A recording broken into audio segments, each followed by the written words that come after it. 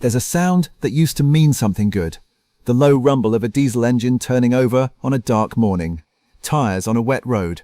The click of a seatbelt. For millions of people across this country, that sound was independence. It was the commute, the school run, the Saturday morning with nowhere you needed to be. And now, quietly, without warning, they're waking up to find that sound is gone.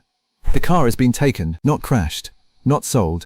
Taken by a recovery driver who showed up before dawn, who didn't knock, and who drove it away with their personal effects still in the glove box. This is happening across the United Kingdom right now, and the numbers tell a story that nobody in power seems to want to talk about. Because the last time repossession rates looked like this, Lehman Brothers had just collapsed, and Gordon Brown was trying to hold a country together with bailout money and press conferences. That was 2009.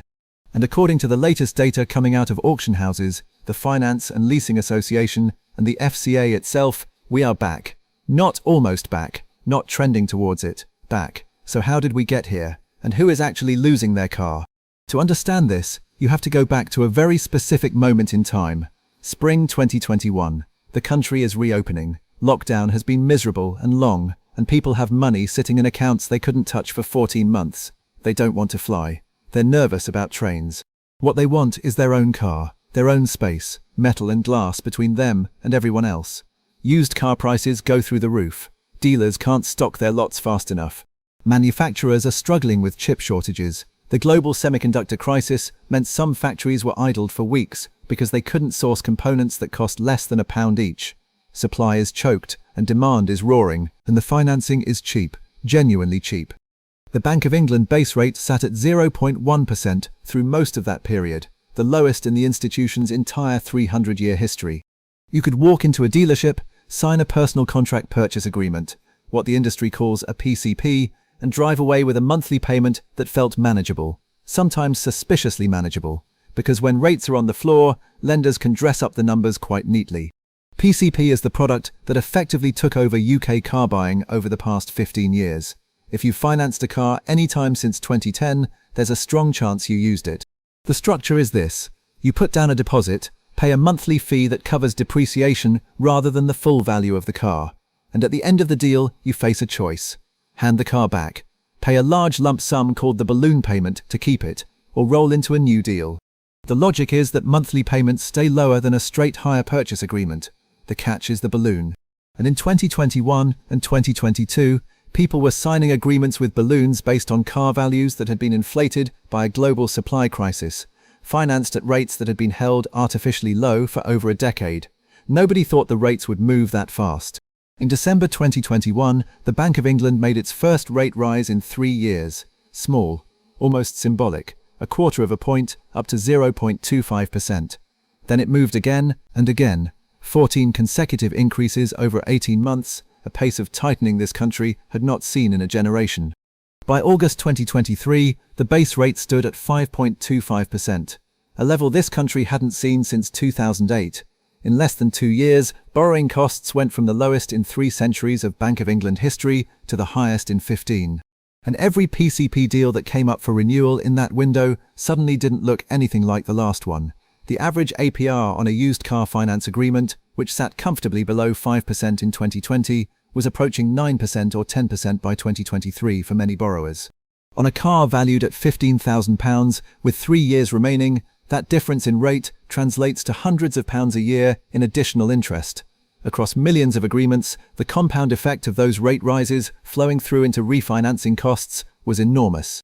People were being quoted monthly payments that had jumped by hundreds of pounds. Not a small adjustment, not the kind of thing you absorb by cutting one takeaway a week. Hundreds of pounds, on top of energy bills that had tripled after the gas price crisis. On top of groceries that had jumped 20-25%, the Office for National Statistics confirmed food price inflation hit above 19% in early 2023, the highest in 40 years, on top of rents that landlords had raised to cover their own mortgage increases. The FCA's Financial Lives survey in 2024 found that 28% of adults in the United Kingdom said they were struggling financially, more than 1 in 4. In a country this size, that is a staggering number of households trying to do arithmetic that simply doesn't balance. So they started stopping payments. Not always dramatically, not always because they didn't care. Sometimes because there was a month where the electricity bill arrived, and the council tax had increased, and the food shop had gone up, and there simply wasn't enough left.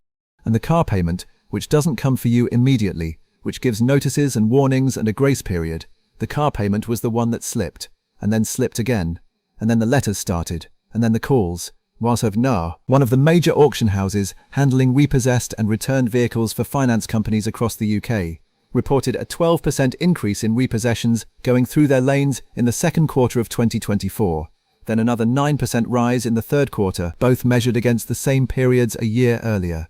Quarter on quarter, the volume kept climbing. The Motor Auction Group, the industry body that tracks these flows across the country, had already flagged what was coming. Back in 2022, voluntary terminations and repossessions made up just 14.1% of their finance company disposals. They were forecasting that figure to blow past 50% again by the end of 2024. As in, more than half of every car arriving at their sites would be there because someone had either handed it back or had it taken from them. Walk through one of these auction halls on a Tuesday morning and you see it, row after row of nearly new cars.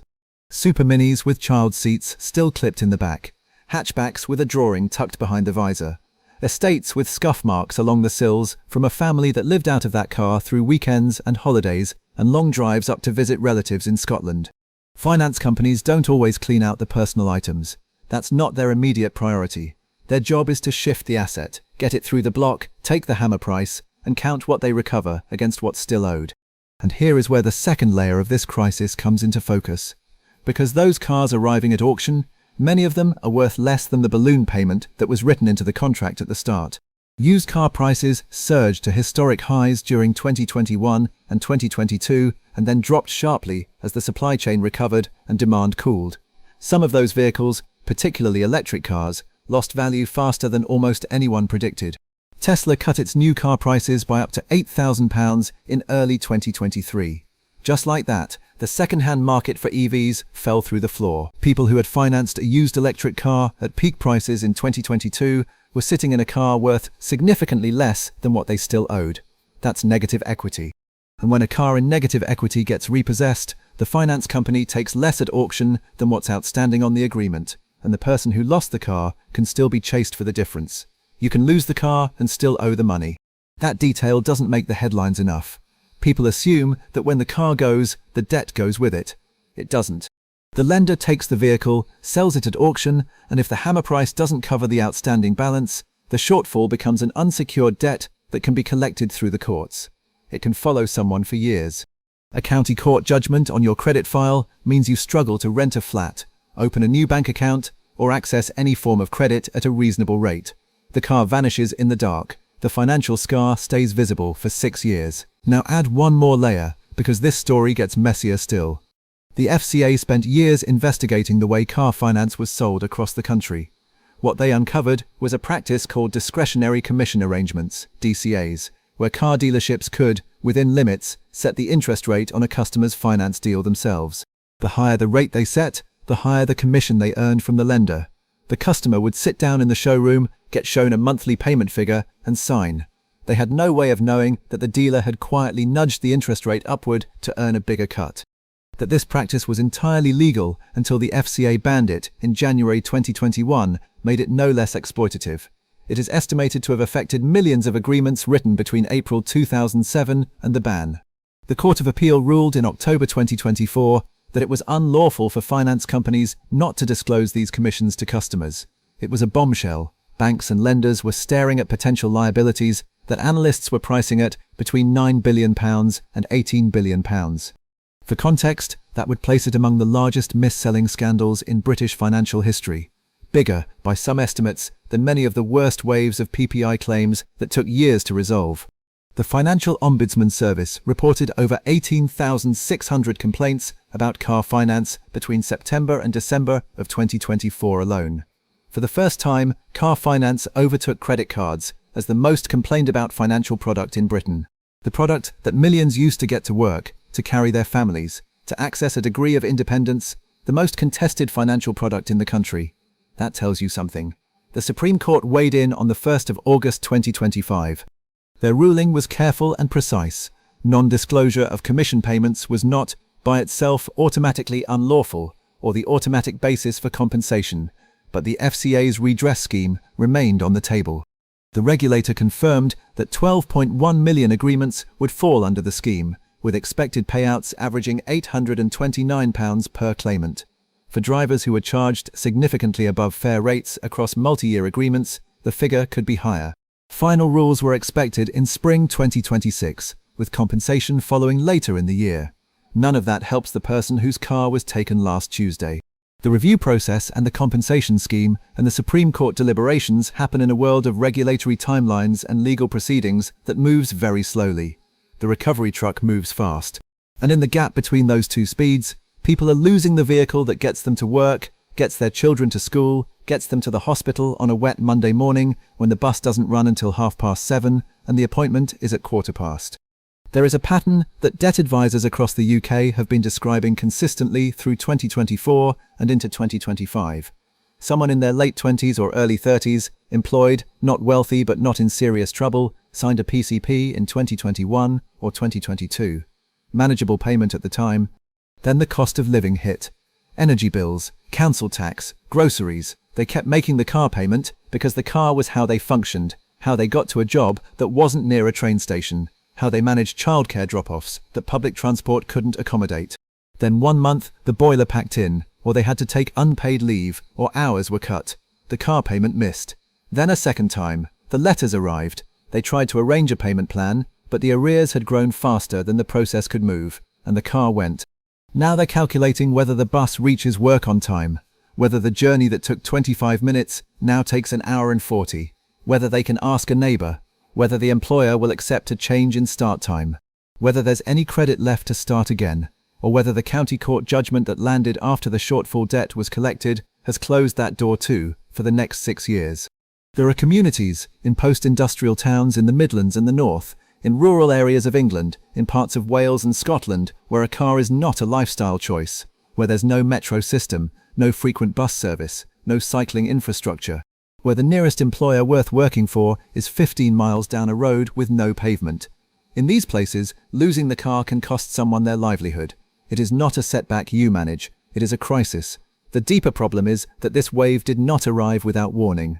The signals were there. Rate rises of that scale and that speed, applied to a consumer base that had been loading up on cheap finance for a decade, were always going to cause pain when the cycle turned. The question regulators are now examining, and that the FCA's wider review of motor finance is trying to answer, is whether the products that became the default way for ordinary people in this country to access a vehicle were designed with any real transparency at all, or whether the structure was built to obscure the total cost until it was too late to walk away from it. PCP can be a useful product for someone who understands what the balloon means, who has savings to cover it, or a clear plan to exit the deal. It can make sense. But the way it was sold, the emphasis on monthly payment rather than total cost of credit, the interest rate quietly adjusted by a commission-motivated dealer, the fine print around what happens when used car values drop, tilted the information heavily in one direction. And when the market moved, it was the people at the other end of that information gap who paid. The auction houses are full. The volume of repossessed and voluntarily surrendered vehicles coming through UK auction lanes is at its highest since the recession year of 2009. That comparison matters because 2009 was a catastrophic year by any measure. It followed a global financial collapse, emergency government intervention, bank nationalizations, and unemployment rising across every sector simultaneously. The repossession levels we are approaching now are arriving without that dramatic backdrop. They're arriving quietly through the slow accumulation of pressure on households that had no margin left to absorb what came at them between 2022 and 2024. That is arguably worse, in a specific way, because there is no single moment where things clearly broke, no event to point to, no institution that visibly failed overnight. Just rate rises and grocery bills, and a balloon payment that came due at the wrong time, and a product that millions trusted because it was what every dealership offered and the monthly number sounded reasonable on a Saturday afternoon in a warm showroom. So where do things stand now? Interest rates have begun to fall. The Bank of England made its first cut in August 2024 and has moved slowly since. That provides some relief for new agreements, but the damage to existing ones is largely already done. The PCP compensation scheme is in process. Used car prices have stabilized somewhat after the worst of the crash. The inflation peak has passed. even if prices remain elevated compared to 2020. But the cars that were taken are gone. The credit files of the people who fell into arrears are marked. The shortfall debts are still outstanding for those in negative equity, and the next generation of buyers approaches a PCP agreement with a degree of caution, and in some cases outright suspicion, that wasn't there before. That's a change in how this country thinks about car finance. And given what happened, that change is entirely reasonable. There is a phrase you hear around auction houses when someone asks what actually happens to all these cars. The answer is practical. It gets cleaned up, valued, put through the block. Someone buys it. It drives away under new ownership. The car moves on. The person left behind doesn't get that cleaner reset. If this is something that affected you, whether you used a voluntary termination to hand a car back before things got worse, whether you're working through arrears right now, whether you had a vehicle taken and had to figure out what came next, drop it in the comments. Because the numbers are too large for this to remain invisible. 12 million affected finance agreements, thousands of vehicles moving through auction every month, and a repossession rate that hasn't looked like this since the worst year of the last financial crisis. This is not a distant economic problem. This is happening on roads you recognize, to people you probably know. And the fact that we're comparing repossession rates to 2009, not as a worst-case forecast, but as a description of where we already are, tells you that the financial stress on ordinary households in this country is far deeper than the official conversation tends to acknowledge. It's worth understanding exactly how we got here, and it's worth knowing what comes next.